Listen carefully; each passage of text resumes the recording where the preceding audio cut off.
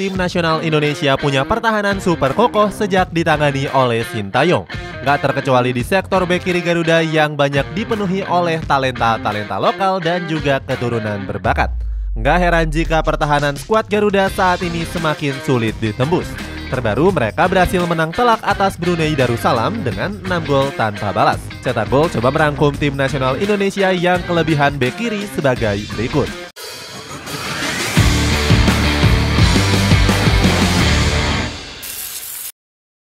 Keseriusan Sintayong. Sintayong sangat serius menjadikan tim nasional Indonesia sebagai tim yang paling disegani. Pelatih asal Korea Selatan ini ingin membangun skuad yang kompetitif di berbagai lini, terutama sektor pertahanan yang kerap menjadi masalah yang sulit diatasi. Sintayong sendiri merasa belum cukup puas dengan lini pertahanan Garuda yang dianggap rapuh. Alhasil, mantan pelatih Korea Selatan itu meminta PSSI untuk mendatangkan beberapa pemain keturunan. Salah satu yang paling disorot saat ini adalah Nathan Chuaon. Bek kiri dari Swansea City ini dianggap bisa meningkatkan kapasitas pertahanan Garuda. Sintayong menyebut kalau proses naturalisasi sang pemain berjalan cukup lancar. Kehadiran Nathan Chuaon diharapkan bisa membawa timnas Indonesia meraih berbagai prestasi. Sintayong sangat yakin jika pemain 21 tahun ini menjadi pilihan yang tepat.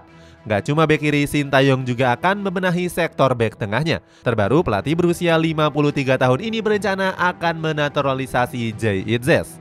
Pemain berusia 23 tahun ini punya rekam jejak yang bagus dengan berkelana membela klub Eropa. Dirinya selalu dimainkan oleh Venezia dengan catatan 9 laga di kompetisi Serie B. Dengan melimpahnya stok bek kiri, timnas Indonesia siap menghadapi turnamen berat ke depannya. Seperti diketahui, Sintayong sendiri disibukkan dengan banyaknya agenda. Dirinya akan memimpin skuad Garuda di berbagai kelompok umur. Gak heran Sintayong pun bakal mempersiapkan lini pertahanannya dengan sangat baik. Apalagi di Piala Asia, skuad Garuda bakal menghadapi lawan-lawan yang tangguh. Gak cuma itu, solidnya lini pertahanan juga membawa dampak positif di playoff kualifikasi Piala Dunia. Di laga terbarunya, lini pertahanan skuad Garuda tampil kokoh dengan gak kebobolan satupun gol. Alhasil mereka mampu menang dengan skor telak yakni 6-0. Pratama Arhan. Untuk mengawali ulasan ini ada bek kiri dari Tokyo Verdy, Pratama Arhan. Pemain kelahiran Blora ini memulai karirnya bersama skuad Garuda Senior pada tahun 2021 yang lalu. Namanya mulai dikenal luas dengan kemampuan lemparan ke dalamnya yang cukup jauh. Gak jarang kemampuan langkahnya ini acap kali merepotkan pertahanan lawan. Sintayong sering memberikan pujian kepada Arhan yang disebut-sebut sebagai mutiara tersembunyi. Sebelumnya dia kerap mengacukan sang pemain untuk tim nasional kelompok usia. Namun Sintayong merasa terkejut dengan kemampuan teknik Arhan yang sangat bagus. Mantan pemain PSIS Semarang ini pun berterima kasih kepada Sintayong. Dia menyebut sang pemain sudah sangat berpengaruh terhadap karirnya. Kemampuan memukau Arhan juga sempat menjadi sorotan media Vietnam yakni Zing News.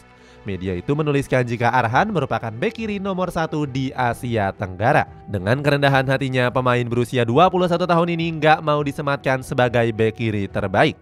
Dia mengatakan kalau saat ini yang terpenting adalah bisa meningkatkan kualitasnya. Di laga kontra Brunei Darussalam, Arhan juga tampil cukup baik. Dirinya menjadi alur pertama serangan di jantung pertahanan skuad Garuda. Gak heran berbagai serangan penting selalu berawal dari gerakan cepat sang pemain.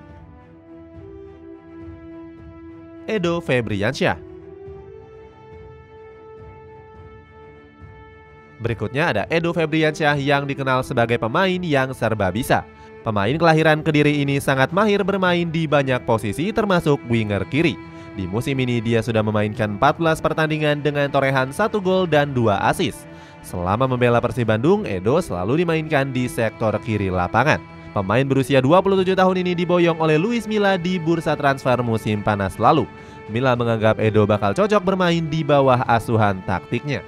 Dia memuji kualitas teknik dan juga proses adaptasi sang pemain saat membela Persib Bandung. Pujian Luis Milla ini meruntuhkan kecaman buruk yang dilontarkan oleh para supporter terhadap Edo. Pasalnya dirinya sering mendapatkan julukan Lord karena sering melakukan blunder selama membela timnas. Akibatnya Edo sering menjadi bahan hujatan netizen yang geram dengan performanya. Namun saat membela klub dirinya malah tampil gacor sehingga terus diandalkan. Menurutnya, tekanan bermain di timnas Indonesia jauh lebih kuat dibandingkan di level klub. Kehadiran Edo di timnas Indonesia bakal memudahkan Sintayong untuk melakukan rotasi. Pelatih asal Korea Selatan ini bisa mengandalkan sang pemain di sektor kiri skuad Garuda. Setelah Luis Milla dipecat, Edo justru lebih banyak diplot sebagai winger kiri oleh Bojan Hodak. Pelatih baru Persib ini sering menduetkannya dengan Daisuke Sato di sektor kiri. Hodak menyanjung tinggi permainan Edo saat Persib membabat Persita Tangerang dengan skor 5-0. Saat itu dirinya berhasil mencetak 1 gol ke gawang skuad pendekar Cisadane. Hodak memuji Edo yang tampil impresif dalam membombardir pertahanan lawan. Nathan Chuaon. Kemudian ada Nathan Chuaon yang dikabarkan semakin dekat menjadi warga negara Indonesia. Pemain kelahiran Rotterdam ini punya darah Indonesia dari sang kakek. Nathan saat ini membela Swansea City yang menjalani kiprah di divisi Championship. Klub berjuluk The Swans ini berada di peringkat 12 klasemen sementara dengan torehan 15 poin. Swansea City mendatangkannya untuk menambah kedalaman di lini belakang. Selain itu, Michael Duff selaku pelatih The Swans memang sedang mengincar bek berkaki kidal. Saat itu hanya ada Josh Tymon dan juga Christian Pedersen yang bisa diandalkan untuk posisi tersebut.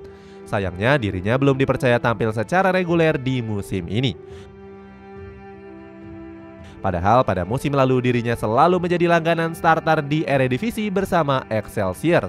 Terbukti dia mampu memainkan 29 pertandingan di berbagai kompetisi. Nathan bahkan berhasil menyumbangkan 1 gol serta 1 assist untuk Excelsior. Dirinya juga mendapatkan penghargaan pemain muda terbaik Eredivisie di bulan September 2022. Sintayong merasa kalau Nathan bakal menambah kualitas permainan skuad Garuda. Alasannya karena pemain berusia 21 tahun ini bisa bermain di banyak posisi.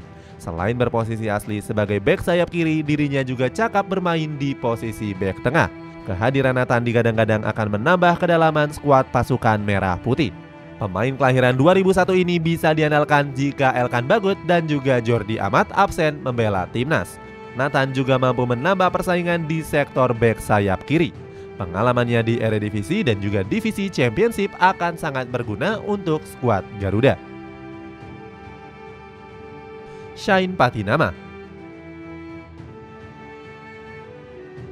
Menutup ulasan ini ada Shine Patinama yang bisa juga dimainkan sebagai bek kiri. Pemain Viking FK ini dianggap punya fisik yang mumpuni untuk menempati sektor kiri pertahanan.